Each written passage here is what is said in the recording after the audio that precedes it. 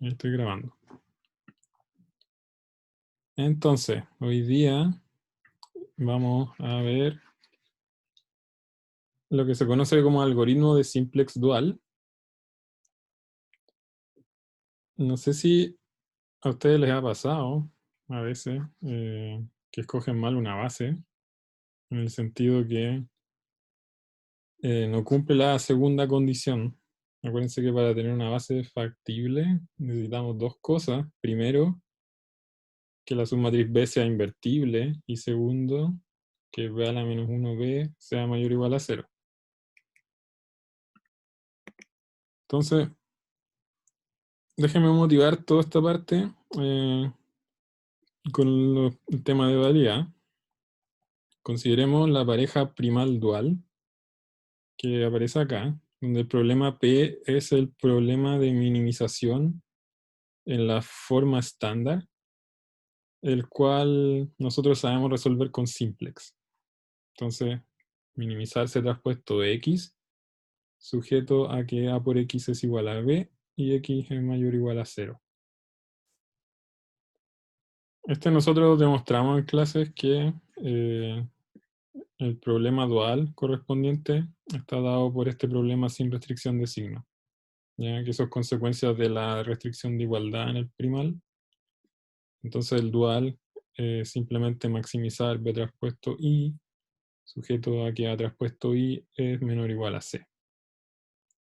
Entonces, como les decía, supongamos que ustedes encuentran una base B que no es factible. O sea, cumple la propiedad de que B es invertible, pero el lado derecho, cuando ustedes calculan B a la menos 1 por este vector, no es mayor o igual a 0.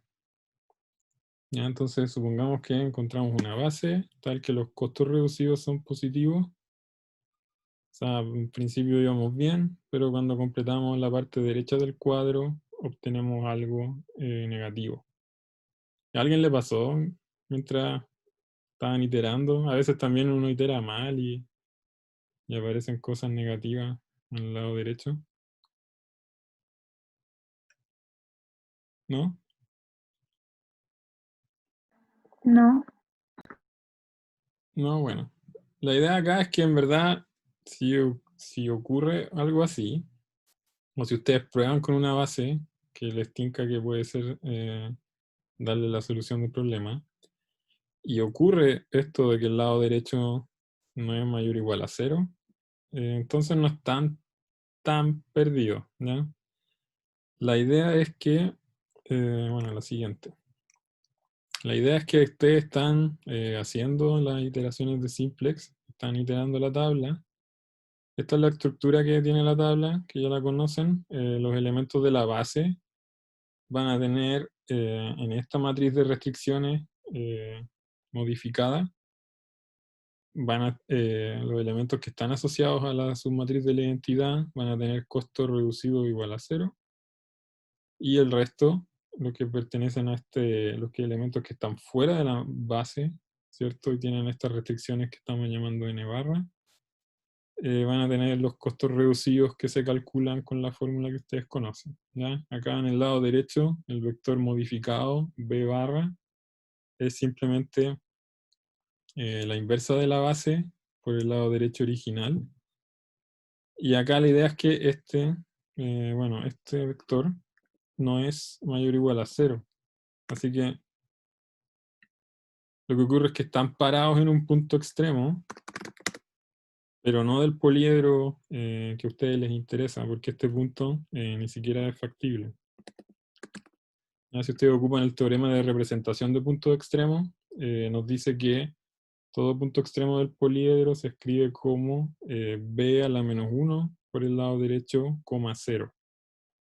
Entonces, si esta cantidad, b a la menos 1 por el lado derecho, no es mayor o igual a 0, significa que en verdad el punto en el que están parados, el punto asociado a esa base, no es ni siquiera factible en el problema primal, ¿ya? Así que no están en un punto extremo de su poliedro.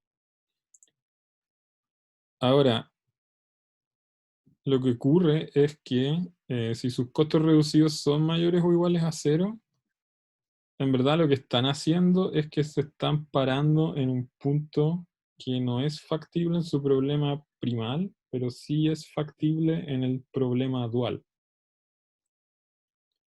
Y como les decía, eso significa que no están tan perdidos, ¿ya? Y hay formas de seguir, de acercarse a la solución del problema original ocupando un algoritmo que es bien parecido a Simplex, pero se mueve por filas en vez de columnas. Y en verdad lo que hace este algoritmo, que se llama Simplex Dual, es que va pasando por puntos extremos del problema dual, ¿ya? Así que, bueno, eso es básicamente todo lo que vamos a ver en la clase de hoy. Así que, como les dije, en este caso la base no es totalmente desechable, porque les va a dar un punto que es factible en el problema dual. Y eso es solamente por esto que está acá, porque los costos reducidos son positivos. Ya, entonces, la idea es la siguiente. A ver, ¿se entiende cuál es la situación? Ustedes encontraron una base B, tal que los costos reducidos son positivos, pero este lado derecho no es mayor o igual a 0.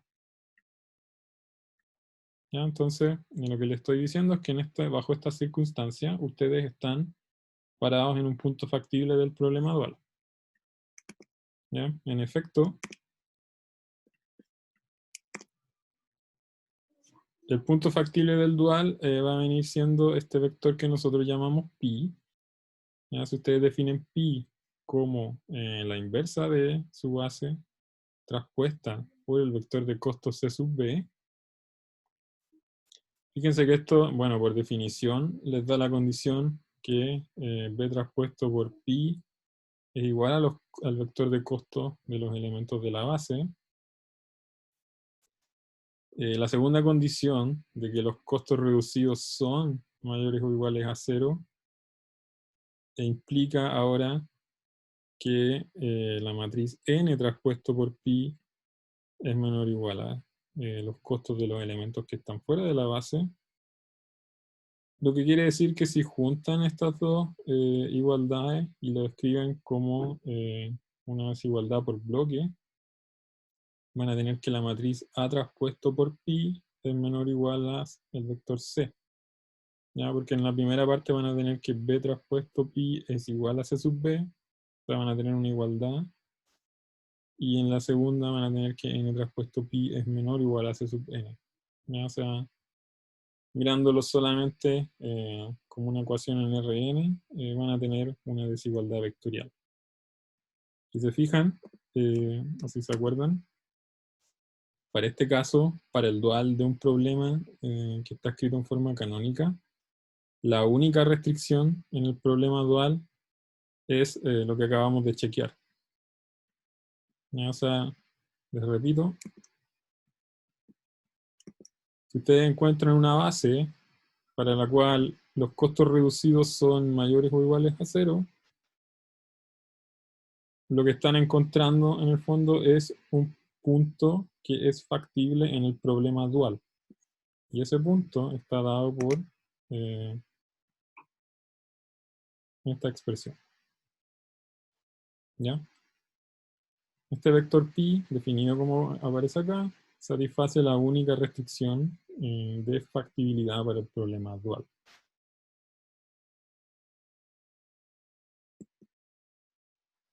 Entonces ahora la idea es ver cómo nos podemos mover desde este punto que es factible en el dual y llegar de alguna forma a la solución del problema primal. ¿Ya? Entonces les recuerdo que como el lado derecho en este cuadro no es mayor o igual a 0, ustedes están parados en un punto que es factible en el dual, pero no en el primal. La idea es que es ir acercándose sin dejar de ser factible en el dual, llegar a un punto que es factible en el primal, y de esa forma llegar a la solución de ambos problemas. Ya acuérdense que por dualidad fuerte, cuando el valor de uno de estos dos problemas es finito, el otro también lo va a hacer, y los valores óptimos de ambos problemas van a coincidir. Además, por la regla complementaria, ustedes saben que la solución del primal y la solución del dual están estrechamente relacionadas, ¿ya? Y la idea, lo que vamos a ver acá, es que repitiendo entre comillas o haciendo algo muy parecido a las iteraciones de simplex, van a poder llegar a la solución del problema dual y primal al mismo tiempo. Entonces, esa es la idea. ¿Ya? El algoritmo simplex dual opera de manera de mantener la condición de dual factibilidad. Ser factible en el dual significa simplemente costos reducidos mayores o iguales a cero. Eso es lo que vimos recién. Entonces ahora partimos con esta condición de costo reducido mayor o igual a cero que queremos mantener siempre y tratamos de llegar hasta un punto que satisfaga la factibilidad del problema primal, ¿ya? Es decir, que el lado derecho de este cuadro también sea mayor o igual a cero. Ahora, ¿qué pasa si llegamos a un punto en el cual se cumplen estas dos condiciones? Si se cumple que el lado derecho es mayor o igual a cero y los costos reducidos son mayores o iguales a cero, ¿qué creen ustedes que va a ocurrir? Debería ser un punto óptimo del primal, ¿no? Exacto. Porque la condición de optimalidad es costos reducidos mayor o igual a cero.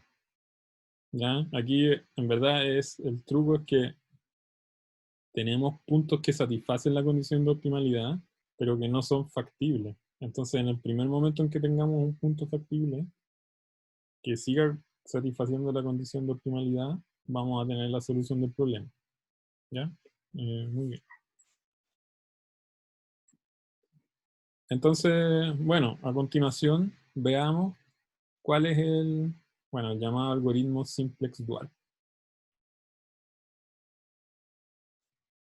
Si entienden bien simplex, esto es bastante análogo, ¿ya? Y va a ser, espero que lo entiendan súper bien, súper rápido. Entonces, primero, el primer paso que aparece acá vendría siendo la condición de optimalidad, el criterio para dejar de iterar. Es simplemente que si ustedes chequean que el lado derecho de su cuadro es mayor o igual a cero, en el lado derecho lo han modificado, entonces ya llegaron a la solución del problema. Esto es lo que dijimos recién.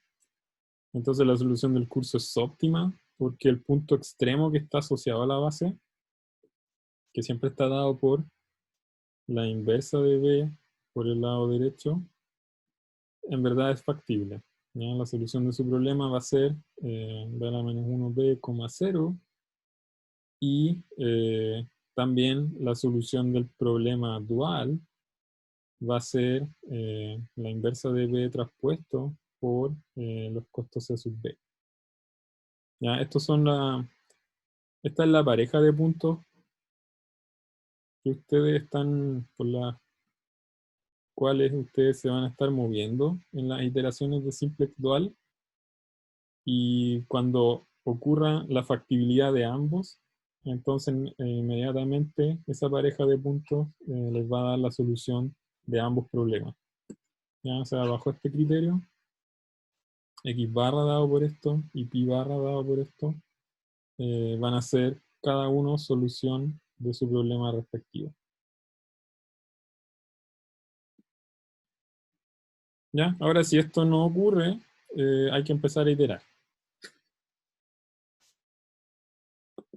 Y como les dije, acá la principal diferencia entre simplex dual y simplex original que nosotros vimos es que esta es una iteración que se hace por columna. Perdón, por fila. ¿Ya? Y la idea es que básicamente, si volvemos al problema dual, En términos de la dimensionalidad y de las restricciones, siempre, o sea, en general, la diferencia entre el primal, el problema primal y el problema dual, es que la matriz de restricciones se transpone, ¿ya? En el problema dual. Entonces, cuando uno está mirando una fila, ¿cierto? De la matriz A, en el fondo está mirando una columna de la matriz A traspuesta. Entonces, si ustedes aplican el algoritmo simplex de manera estándar para la matriz A, lo que estarían haciendo sería, en vez de mirar una columna de A, estarían mirando filas de A traspuesta, ¿ya?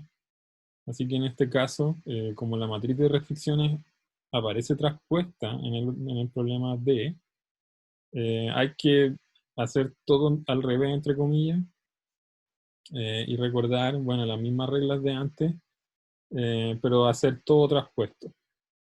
Ya en este caso, miramos las filas, ya, de nuestro cuadro de iteraciones de simplex. Entonces, ahora, lo mismo ocurre con el lado derecho. Fíjense que cuando paso de primal a dual, los costos de antes ahora van a venir siendo el lado derecho. Y el lado derecho original va a venir siendo mi vector de costos. Así que acá la idea es, en vez de mirar los costos reducidos del problema, como en simplex original, como los costos reducidos intercambiaron su lugar con el lado derecho, mi criterio va a venir dado por la condición de que B barra sea menor o mayor o igual a 0. ¿Ya? Entonces ahora tenemos que elegir cualquier fila que tenga lado derecho negativo.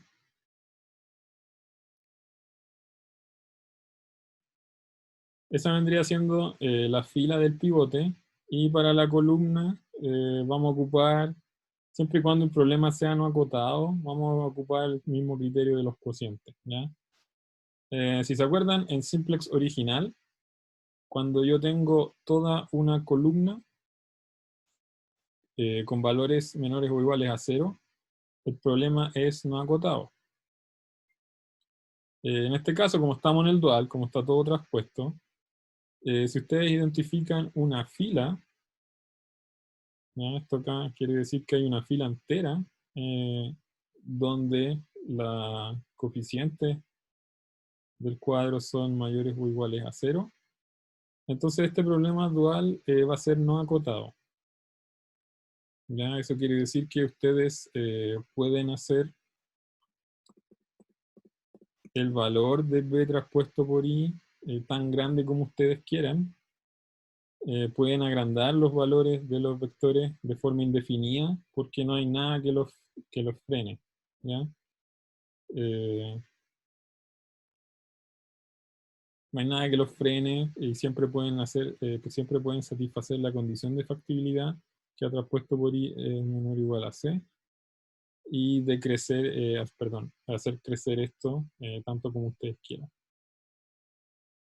¿Ya? Podemos tomar una sucesión de vectores I sub n que vaya por la parte negativa, ¿ya? Como B barra es negativo, negativo con negativo les va a dar positivo, tan grande como ustedes quieran. Ninguna variable me va a hacer, se va a mover en dirección opuesta a lo que estoy haciendo, ¿ya? Como los coeficientes, el A barra es mayor o igual a 0, puedo decrecer variables de la misma forma, tanto como yo quiera, no se va a violar ninguna restricción y esto se va a ir a más infinito. ¿Ya? Entonces, si toda una fila tiene coeficientes mayores o iguales a 0, entonces el problema dual es no acotado. Y por el teorema de dualidad fuerte, que el dual sea no acotado significa que el problema primal es infactible. Ya, en otras palabras, ustedes pueden iterar tanto como quieran, nunca van a encontrar un punto que pertenezca al problema primal y que satisfaga las restricciones del primal. Ahora, si alguno de los coeficientes en esa fila es menor estricto que 0, entonces ustedes pueden iterar, ¿ya? Y acá la idea es que van a pivotear con la misma regla con la cual se pivotea simplex. Solamente el criterio va a ser el criterio para elegir la columna del pivote va a ser un poquito distinto. Paso 3, esto es elegir la columna del pivote. Y también, análogamente, se va a hacer con el criterio del cociente. ¿Ya? Esto ya lo discutimos harto, así que no les voy a dar los detalles, pero la idea es que estos cocientes les dicen cuánto es necesario cambiar una variable para que la otra pueda entrar a la base y no se violen ninguna de las restricciones de factibilidad. ¿Ya? Entonces, en este caso se elige la columna S, tal que se maximiza este cociente, ¿ya? El cociente entre los costos reducidos. Recuerdo, los costos reducidos en el problema dual vienen siendo el lado derecho. Entonces el cociente entre los costos reducidos y los coeficientes de restricción de esa respectiva fila. ¿Ya? Y esto se hace, este criterio se aplica solamente para los elementos que tienen un valor negativo. Por lo tanto, acá en vez de min se les va a convertir en un máximo. ¿Ya? Dado que todos estos cocientes van a ser negativos, nosotros queremos seleccionar aquel que tenga un valor máximo, y eso quiere decir que su valor absoluto, en el fondo, es el mínimo. ¿Ya? Entonces, una vez que se identifica la fila, una vez que se identifica la columna, se pivotea en la posición R,S, tal como ustedes lo han venido haciendo, y se vuelve al paso 1. ¿Alguna pregunta? ¿No? Ya, entonces, bueno, yo espero que a esta altura el algoritmo simplex dual sea más fácil de entender. Una vez que ya entienden simplex, esto es súper análogo, solamente hay que pensar que estamos en el problema dual, donde todo está traspuesto, y los costos y los lados derechos están intercambiados, pero la regla es básicamente la misma. Están haciendo el clásico simplex, solo que en el problema dual, así que en términos del cuadro que nosotros escribimos para simplex, hay que mirar todas las cosas al revés. ¿Ya? Entonces, veamos un ejemplo. Veamos el ejemplo y después hacemos el break. Consideremos este problema P, que es un problema de minimización en 3 dimensiones con 3 variables y que está llevado a la forma canónica. Si se fijan, hay 2 restricciones y x4 y x5 son variables de holgura porque aparecen en las restricciones simplemente mediante la matriz identidad. Y bueno, si miran la función objetivo, tampoco hay x4, x5. Así que este problema P era originalmente un problema con restricciones de desigualdad, que fue llevado a la forma canónica, agregando estas variables de holgura x4 y x5. En estos casos yo les dije que siempre la base dada por las variables de holgura les iba a dar factible, siempre y cuando el lado derecho fuera mayor o igual a 0.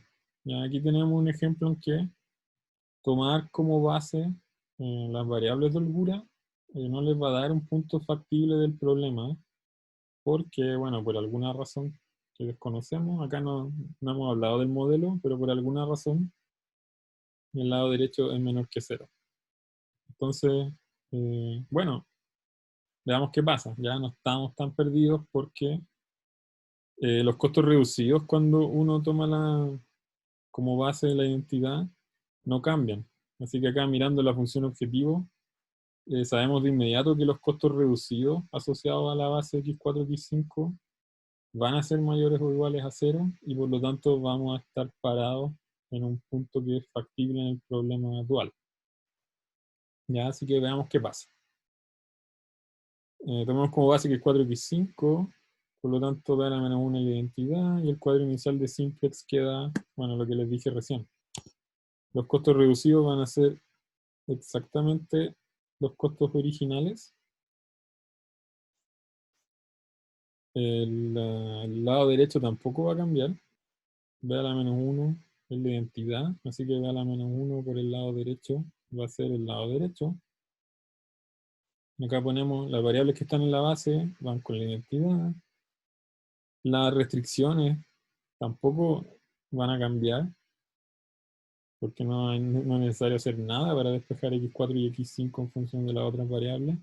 Así que el cuadro inicial es simplemente los coeficientes originales del problema. Ya identificando que x4 y x5 están en la base, les asignamos costo 0 acá arriba, pero el cuadro es básicamente el mismo que se ve de acá. Y el valor en curso es 0, porque x4 y x5 tampoco aparecen en la función objetiva.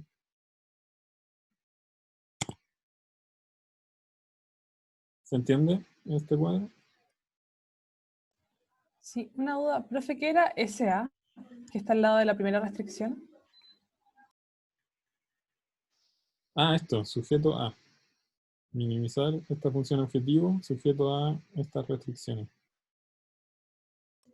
Gracias. Ya.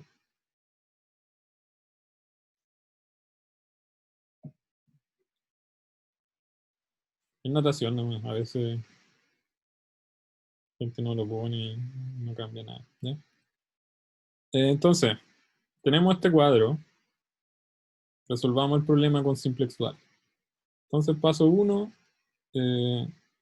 bueno, paso 1 no existía en verdad. Era si el lado derecho era mayor o igual a 0, estábamos en el óptimo. En este caso, eso no es así. Paso 2, escogemos una fila que tenga un valor del lado derecho negativo. Y en este caso escogimos la de abajo.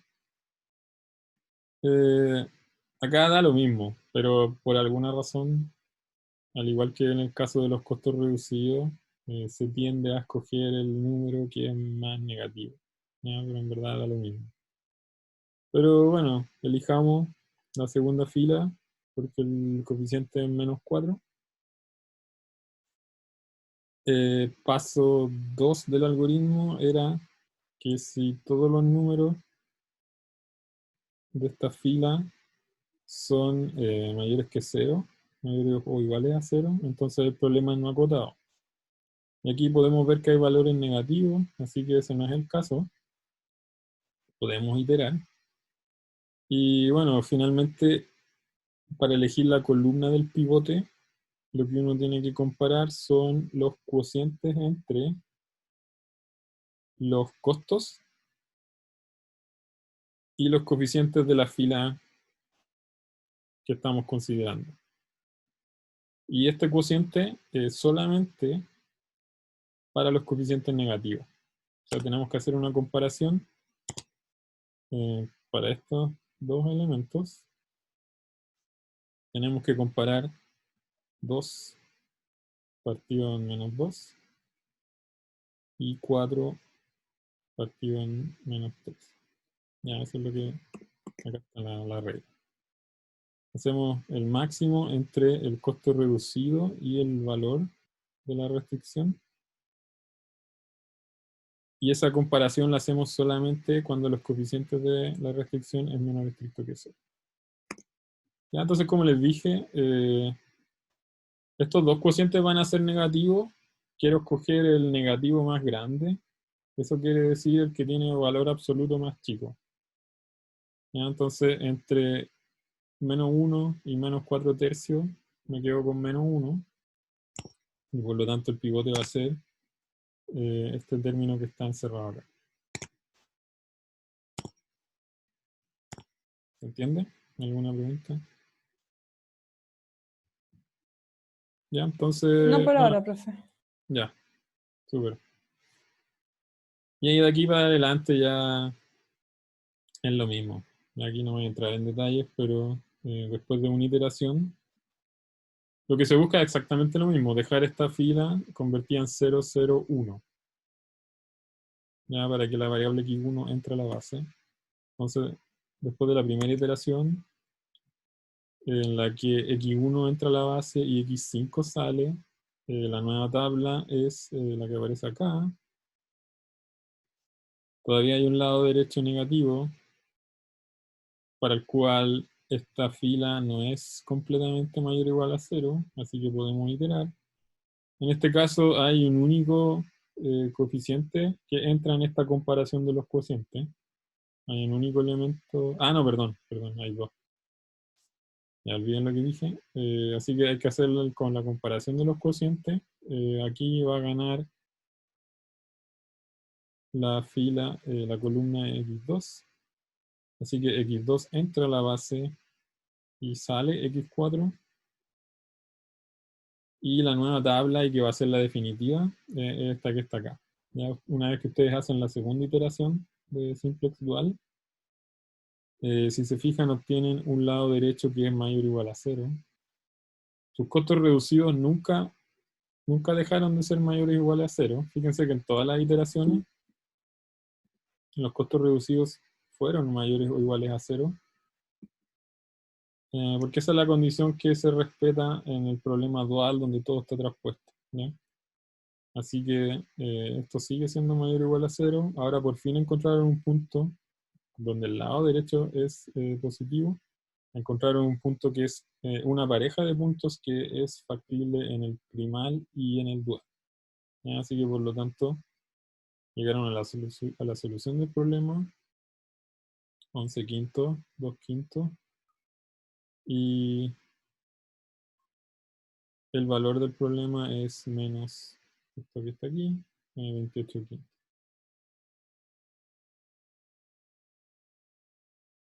¿Alguna pregunta?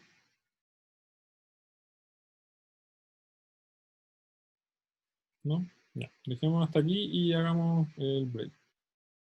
Entonces, nos vemos a las 5:04.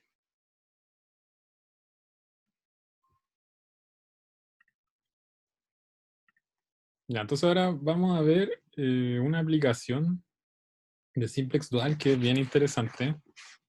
Y esto podría ser una nueva parte del curso en sí, pero lo vamos a ocupar para motivar toda la discusión que estamos haciendo, lo que se conoce como análisis post-optimal. Y como les dije, vamos a hacer una pequeña introducción al análisis post-optimal, solamente para ver, bueno, viéndolo como un área de aplicación directa del algoritmo de simplex dual. Entonces, esto vendría siendo análisis post-optimal cuando hay una variación en el vector de recurso. ¿Ya? La idea del análisis post-optimal es ver qué pasa una vez que uno ha resuelto un problema de optimización.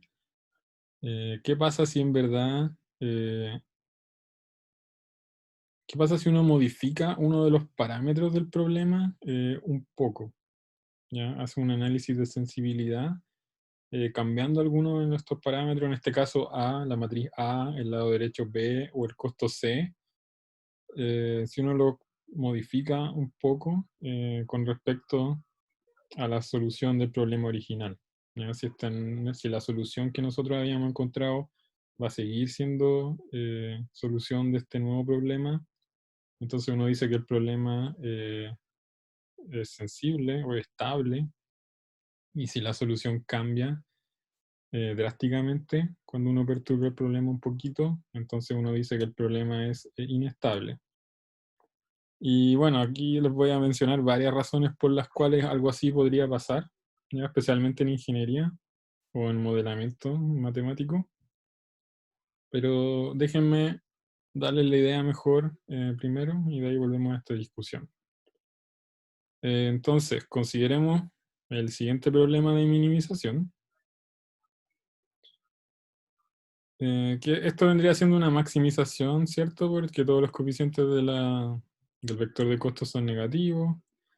Maximizar una cierta función sujeto a 3 restricciones de recursos, probablemente. ¿Ya? Variables positivas. Así que esto podría ser perfectamente un problema de producción. Entonces, el problema en sí no tiene nada particular. Lo importante es lo que vamos a hacer ahora. Una solución inicial de este problema es 0, 0, 0. Si uno agrega variables de holgura, 3 variables de holgura, y deja todas las variables de holgura dentro de la base, eso correspondería al punto factible 0, 0, 0. Ya, este vendría siendo un punto extremo del poliedro, con un cuadro inicial de simplex que está dado por esto. Como les dije, esta parte no tiene importancia. Un problema estándar, el cual si uno lo resuelve, con 3 iteraciones de simplex, se va a llegar al cuadro final, que va a venir siendo este que está acá. Entonces, la solución del problema va a estar dada por el vector 0, 600, 400, dado que la base tiene las variables, bueno, x3, x2 y x4. Si ustedes miran el cuadro, x3 va a valer 400, x2 600 y bueno, x1 queda fuera de la base, así que tiene un valor de 0. Ahora las variables de holgura, la primera holgura, que es la que llamamos x4, vale 400, y las otras dos también están fuera de la base, así que x5 y x6 valen 0. Y entonces la base está compuesta por x3, x2 y x4, y el valor óptimo sale de acá de la esquina. En este caso vendría siendo menos 14.400. Entonces, la pregunta que uno se hace ahora es la siguiente. ¿Qué pasa si nos informan que el primer recurso, ya, o el lado derecho, está disponible solamente 100 unidades en vez de 400? Ya, en este caso, en el fondo lo que estamos diciendo es que el vector B va a cambiar a un vector B tilde, ya, en general. Entonces, ¿qué pasa si en este problema, en verdad, viene alguien y nos dice este número de acá estaba malo? Ya en verdad no era 400, sino que tenía otro valor. A ver, esto es algo que puede suceder bastante. Generalmente, cuando uno está haciendo un modelamiento matemático, ¿ya? Si este problema está planteado en base a una situación de la vida real, hay cierta incertidumbre en cuanto a todos los coeficientes que están involucrados. ¿Ya? Hay incertidumbre en los costos, podría haber incertidumbre en las restricciones o en el lado derecho. Entonces, en general, podría pasar que uno de los coeficientes de su problema en verdad no tenga el valor que ustedes ocuparon, o cambie, entre comillas. ¿Ya? Que alguien se dé cuenta, por ejemplo, si están en un trabajo, en un proyecto grande, con varios grupos de trabajo, podría ser que ustedes están en la parte de optimización y de repente alguien les dice, en verdad, el coeficiente que les dimos no era 400, era en este caso 100. ¿Ya? Entonces la pregunta es, ¿qué hacer en este caso? ¿Ya? Si estamos en varias dimensiones, supongamos con cientos o miles de variables, a uno no le gustaría que todo el trabajo que está hecho se perdiera, ¿cierto? A uno le gustaría ocupar esa información de alguna forma y no partir de cero. En el caso ideal, bueno, el caso ideal sería el que les dije de los problemas que son estables, en los cuales si uno cambia un poquito una de las variables acá, la solución va a ser la misma. Entonces, el mejor de los escenarios vendría siendo el caso en el que el punto que encontramos acá, 0, 600, 400, sigue siendo solución del problema lineal.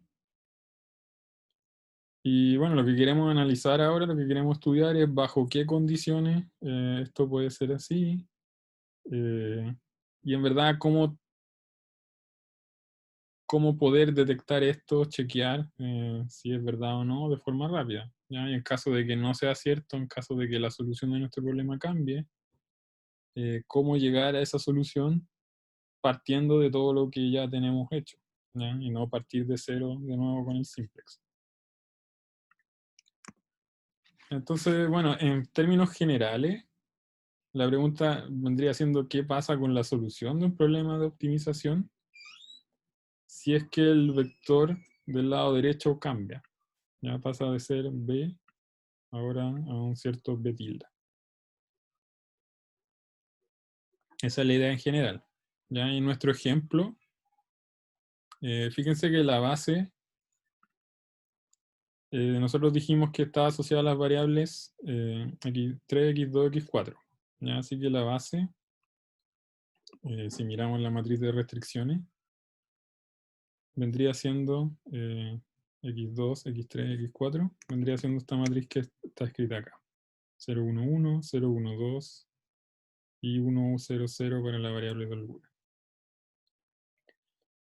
Así que, bueno, si calculan la inversa, les va a dar la matriz que está aquí.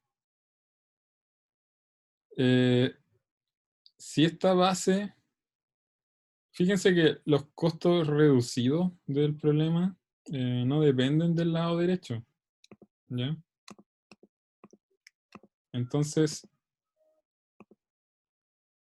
acá, fíjense la fórmula para los costos reducidos, no depende del lado derecho B. Entonces, si la base, que ustedes sabían que antes era óptima, en este nuevo problema, si esa base es factible, ustedes van a seguir estando en la solución, porque los costos reducidos van a seguir siendo positivos. En el fondo hay dos posibilidades. Si la inversa de la base por el nuevo lado derecho es mayor o igual a 0, entonces la base en curso aún es óptima. Ahora, ¿qué es lo que va a cambiar? Va a ser el punto extremo, ¿ya? Y la solución del problema. Porque el punto extremo del poliedro sí depende del lado derecho. ¿Ya? El teorema de representación de puntos extremos nos dice que el punto asociado a la base es b a la menos 1 por el lado derecho. ¿Ya? Así que, bueno, si este producto es mayor o igual a 0, la base en curso 1 es óptima y la nueva solución va a cambiar, digamos, un poquito. ¿Ya? Va a cambiar a esto. Ahora, si el producto entre b a la menos 1 y el nuevo lado derecho no es mayor o igual a 0, bueno, estamos en un punto que ni siquiera es factible en el problema primal, ¿cierto? Pero la gracia es que vamos a estar justamente en la situación que describimos al principio de la clase. Tenemos una base B que nos da costos reducidos mayores o iguales a 0, pero el lado derecho no es mayor o igual a 0. Alguna de esas coordenadas del lado derecho es negativa. Por lo tanto, estamos en un punto que es factible en el dual, pero infactible en el problema primal. ¿Ya? Es justamente lo que dijimos al principio. Esto se puede resolver, ¿ya? No estamos tan mal. Partiendo desde este punto, podemos aplicar simplex dual y llegar a la solución de nuestro nuevo problema de optimización, probablemente en menos pasos de que si volviéramos a hacerlo desde el principio.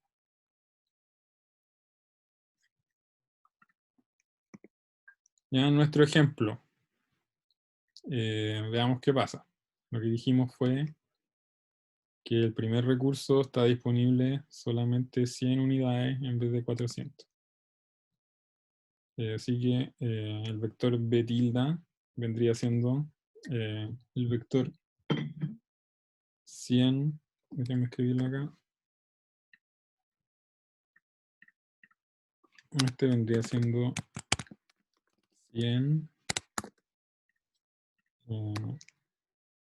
1000, 100, 1000 y 1600.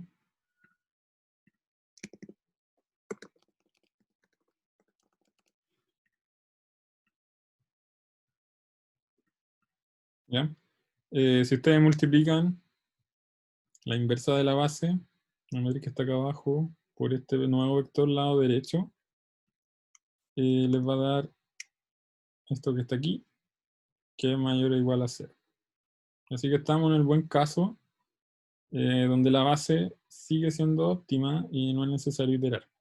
¿Ya? La base óptima no cambia, pero ahora la solución del problema va a cambiar. Va a ser 0, 600 y 400.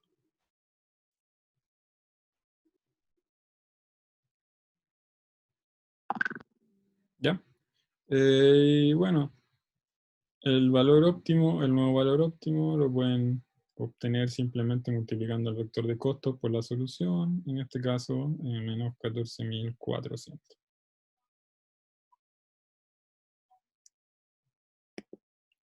Ahora, otra pregunta interesante, esto está relacionado con la sensibilidad del problema. Vendría siendo, ¿cuál es el rango para el vector, el nuevo lado derecho?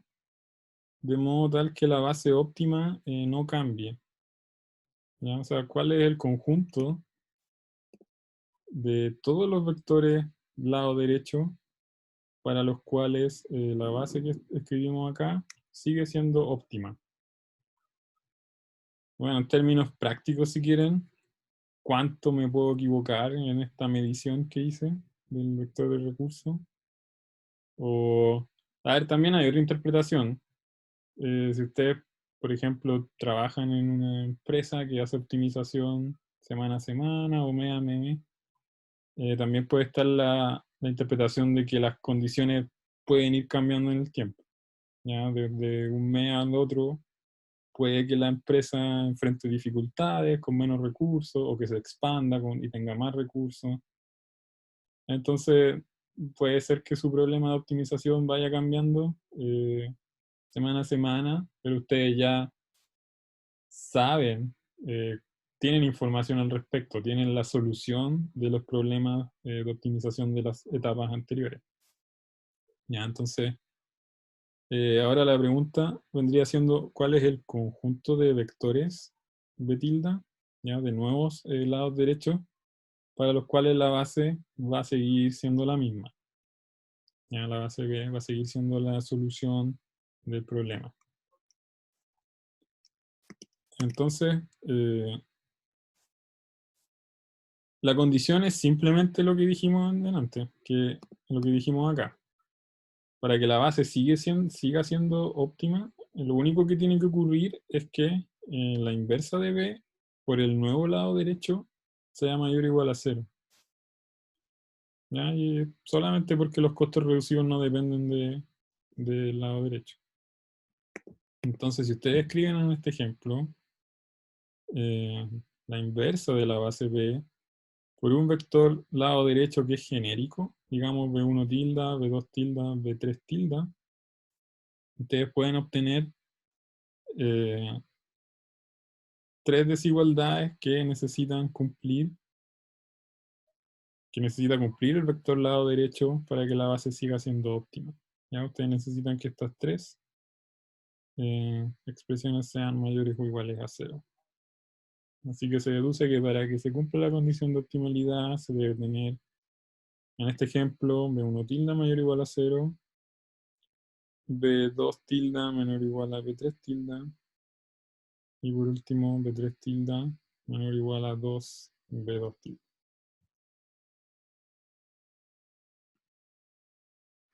¿Ya? A ver, esto es simplemente introducción al análisis post-optimal. Como les dije al principio, este es un caso particular como les puse acá, en que ocurre una variación en el vector de recurso. ¿Ya? En general, cuando uno tiene un problema de optimización y quiere hacer el estudio de sensibilidad, uno podría preguntarse también qué pasa si cambia mi vector de costos, o qué pasa si cambian mis restricciones. Hay casos más interesantes, incluso qué pasa si aparece una restricción adicional en el problema y cosas de ese estilo. ¿Ya? Entonces acá estamos ocupando el caso de variación en el vector de recursos para mostrar la utilidad del algoritmo simplex dual. ¿Ya? Pero esto en sí, el análisis post-optimal podría ser una parte del curso en sí mismo. ¿Ya? Y esto es bien interesante y probablemente, probablemente la clase del viernes vean algo más al respecto. O sea, sí o sí deberían ver un ejemplo en el cual cuando cambian el lado derecho están acá, se van acá y tienen que iterar con simplex dual. Y bueno, ahí probablemente, dependiendo de cómo vayan de tiempo, pueden ver también algo más interesante, quizás cuando cambian el vector de costo o cuando cambian la matriz de restricción. ¿Ya? Pero bueno, esta es una breve introducción, más que nada para ejemplificar cómo utilizar o cuál es la utilidad del algoritmo simplex dual. ¿Ya? ¿Hay alguna pregunta? ¿No? Ya, entonces dejemos la clase hasta acá.